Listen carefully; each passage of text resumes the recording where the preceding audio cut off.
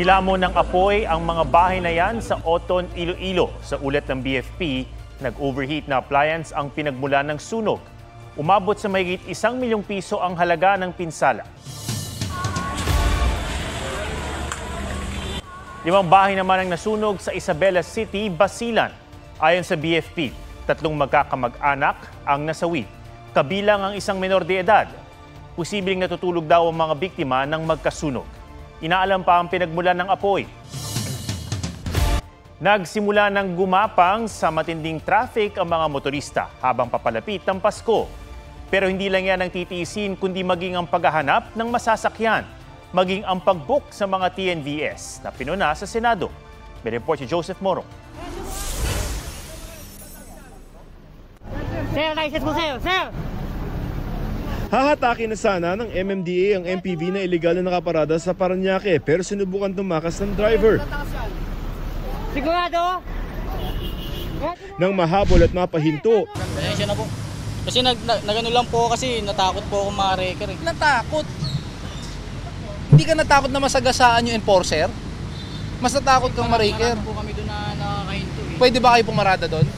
Alam ko po bawal. Alam mo naman palang bawal, ba't kayo pumaparada doon? Pasensya na po. Ayon sa MMDA, tinamaan sa bandang dibdib ang isang enforcer ng paandarin ng driver ang sasakyan. Illegally parked, unattended talaga dapat ang kanyang violation. So ngayon, dahil po sa ginawa niyang pagtakbo at muntik pong hagipin ang ating enforcer ng 2 beses, definitely reckless driving. Ang paninita ng MMDA, bahagi ng clearing operations na layong paluwagin ng mga kalsada ngayong heavy na ang traffic. Sa EDSA, mahigit 440,000 na ang mga sasakyan. Batay sa monitoring ng MMDA nitong December 2 lamang. Ang tagal ng biyahe sa EDSA mula Monumento hanggang Rojas Boulevard, naglalaro sa 1 hanggang 1.5 oras. Ang ating mga kalsada, it was never really built and prepared to handle this kind of volume. Make use of our public transportation. Pero problema pa rin ang pagsakay sa mga pampublikong transportasyon. Tatagal na po minsan ng 3 hours kasi ang hirap po makasakay. Di lamang pasahero ang umaaray, kundi mga driver at konduktor na nababawasan ng kita. Pag December, minsan tatlong ikot na lang kami sa haba ng traffic. Di pa kami makakuha skuta nun eh. Ang ibang pasahero sa mga motorcycle taxi umaasa para mas mabilis ang biyahe. Pero may mga nagpapatay raw ng apag rush hour o di kayo nagkokolorum. Sa mga TNVS naman, napakamahal na nga ng pamasahe, pahirapan ding mag-book. Sinita mga transport network company sa Senado kanina. Kapag rush hour at kapag umuulan, bakit napakahirap mag-book sa Grab? Kulang po tayo sa supply ng drivers on road, lalo na po pagdating ng rush hour.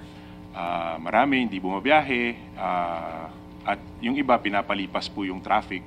Kaya po kailangan ma-incentivize. Naungkot din ang pahirapang pagbubook kung discounted ang pasahero tulad ng mga estudyante, PWD at senior citizen. Very clear na namimili. Ngayon, ang tanong ko, sino nag-absorb ng 20% discount? In-implement po ito pong taon na to, ang nagsushoulder po ang mga drivers na po ngayon. Kaya pala tinatanggi-tanggihan na ng mga driver kasi sabi ng mga drivers, kami ang mag-absorb nito. Ayon sa LTFRB, may memorandum of agreement sila sa mga TNC gaya ng Grab na sila dapat ang sumasalo sa discounts. Paliwanag ng Grab, sinusunod lamang nila Memo Circular 2018-004 na nagsasabing driver ang sasagot ng discounts. Gate ng mga senador, dapat TNC na ang nagbabayad nito. Nangako ang Grab na makikipag-ugnayan sa LTFRB. Joseph Morong, nagbabalita para sa GMA Integrated News. Nakarating sa mga karatig isla ang abong ibinuga ng Mount Canlaon kahapon. Sa gitna naman ng tila pagkalma ng bulkan ngayong araw, hindi pa rin naalis ng PHIVOLCS ang posibilidad ng isang major eruption. Mula sa La Carlota City sa Negros Occidental, may live report sa Eileen Pedreso ng GMA Regional TV. Eileen? Atom, isinailalim na sa red alert status ang Negros Occidental dahil sa epekto ng pagputok ng Bulkan Canlaon. Pasado alas 10 nito lamang gabi ay nakaranas ng malakas na pag-ulan sa southern slope ng bulkan na posibleng magdulot ng lahar flow. Kaya naman inaabisuhan ang mga LGUs na i-monitor ang mga low-lying barangays dito sa bayan. Kulay abo na ang bahaging ito ng Baguio City sa Negros Occidental kasunod ng pagputok ng Bulkan Canlaon kahapon. Grabe ang yapok, guys. Di mo na makita ang dalan. Sa La Carlota City, hindi madaanan ng ilang kalsada. Ang DPWH sinimulan na ang paglilinis ng naipong abo. Apektado rin ng ashfall ang mga bayan ng Lacasiliana at Morsha. Ayon sa FIVOX, tinangay ng hangin ang abo at umabot sa Guimaras, Iloilo at Antique. Ibang ash na nararanasan po ng mas malayo, katulad po dito sa Antique, ay mga remobilized na abon na. No? Ibig sabihin po, sa sobrang lakas ng hangin, pati po yung ashfall na bumagsak na ay napapadpad pa ng palayo. Ang ilang residente, hindi na muna lumalabas ng bahay dahil sa peligrong dala ng volcanic ash sa kalusugan. Amo na ganing wala kami gagwa, kay hindi gani magwanta. Gaduga sabat, bala sa dughan mo, gasakit ako likod. Nakataas pa rin ang alert level 3 sa bulkan. Ibig sabihin, kailangang ilikas ang mahigit 54,000 nakatira sa loob ng 6-kilometer radius danger zone.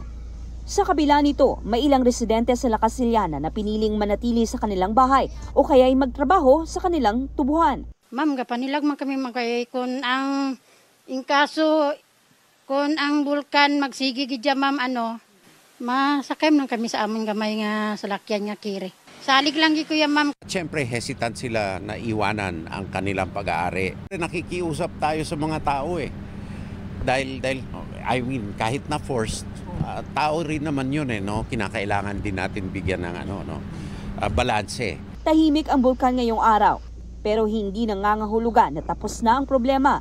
Sa ating pong analysis ay talaga pong naghahanda na ng magmatic eruption ng Canlaon. Ang tanong lamang po ay kailan at papano at gaano ka lakas o gaano katindi ang pagputok. Binabantayan ng FIVOX sa mga senyales para magtaas ng alert level 4, kabilang ang mga dahang pag-angat ng magma, pag-uga at pamamaga ng bulkan. Sa alert level 4, dapat po lahat po ng maaring maapektuhan ng worst case scenario eruption ay naka-evacuate na.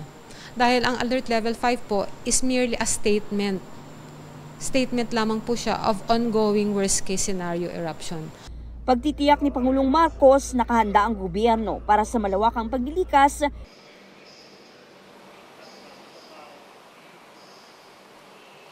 Atom, ayon sa DSWD6 ay umabot na sa mahigit 1.5 million pesos ang inilaang relief assistance sa mga residente na inaasahang magtatagal pa sa mga evacuation center. Yan munang latest mula dito sa La Carlota City. Ako sa Eileen Pedreso. Balik sa iyo, Atom. Maraming salamat, Eileen Pedreso ng GMA Regional TV. Hinahinay sa paggamit ng inyong Christmas lights dahil may dagdag singilang Meralco ngayong Disyembre. Mahigit 10 centavos per kilowatt-hour ang dagdag singil. Katumbas yan ng 21 pesos sa dagdag sa bill ng mga customer na kumukonsumo ng 200 kilowatt-hours kada buwan. Paliwanag ng Meralco, tumaas ang generation charge na kanilang ibinabayad sa mga supplier ng kuryente. Hindi pa kasama sa taas singil lang inaprubahan ng Energy Regulatory Commission na dagdag singil sa kuryente ng NGCP simula naman sa Enero. Hindi pa malinaw sa Meralco kung magkano ang magiging epekto nito sa bill ng kuryente.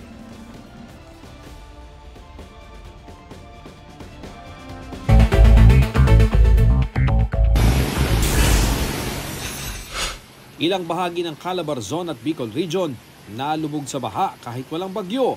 Tumindi ang Ragasanang Falls na iyan sa Mayhay, Laguna. Binahari ng ilang tulay at kalsada sa bayan sa lakas ng ulan kahapon. Gayun din sa Tagkawayan, Quezon.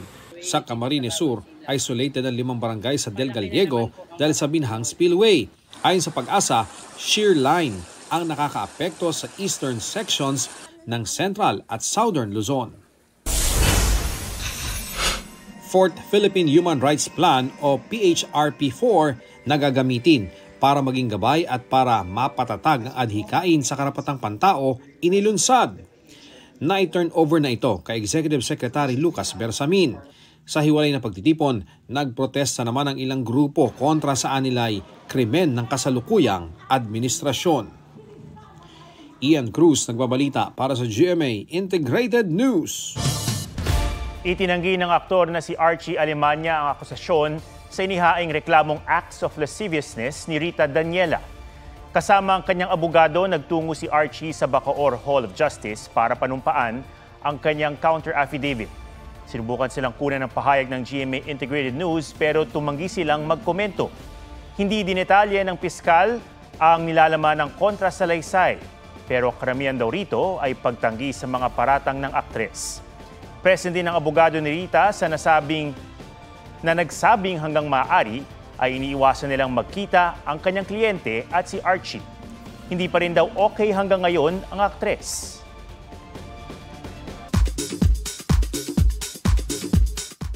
As soon as possible, before Christmas sana. Christmas wish daw ni Kapuso star Rob Gomez na muling makapiling ang anak na si Amelia. Matatandaang umugong ang balita ng paghihiwalay ni Rob at ng ina ni Amelia. We're still on court. Pinaglalaban natin ang oras natin. Sana po matulungan tayo ng Diyos. Mapabilis ang pagdesisyon.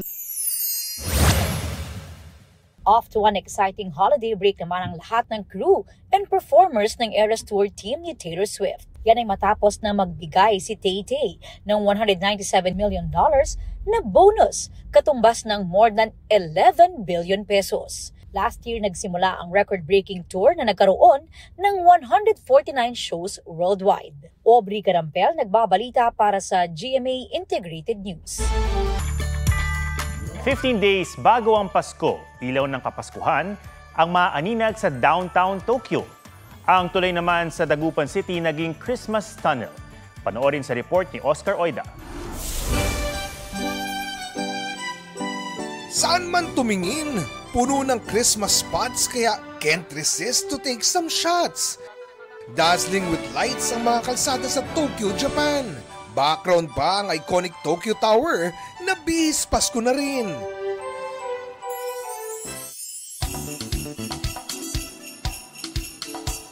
In downtown Tokyo, art installations ang dinarayo featuring Super Mario.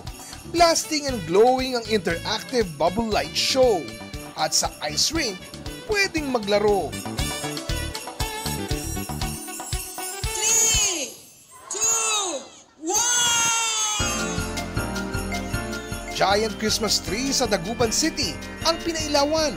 Tahakin din ang Magsaysay Bridge na naging Christmas Tunnel of Lights.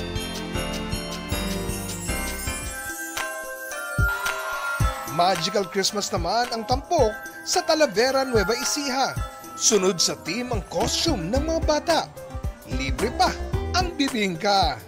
Oscar Oida, nagbabalita para sa GMA Integrated News. Huwag magpahuli sa mga balitang dapat niyong malaman. Mag-subscribe na sa GMA Integrated News sa YouTube.